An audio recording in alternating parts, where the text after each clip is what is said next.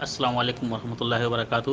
ابو ہریرہ رضی اللہ تعالیٰ عنہ حدیث کے راوی ہیں، کہتے ہیں کہ ان النبی صلی اللہ علیہ وسلم قال، کہ بے شک نبی کریم صلی اللہ علیہ وسلم نے ارشاد فرمایا، ثلاث دعوات مستجابات لا شک فیہن، کہ تین بد دعائیں ایسی ہیں، تین جو جن کے قبول ہونے میں کوئی شک نہیں ہوتا۔ ایک ہے دعوت الوالد، والد کی دعائیں کبھی رد نہیں کی جاتی۔ اسی طرح سے دعوت المسافرین، مسافر کی دعائیں، اور دعوت المظلوم، اور مظلوموں کی دعوائیں جو بد دعائیں ہیں یا دعائیں ہیں وہ قبول ہی ہوتی ہیں۔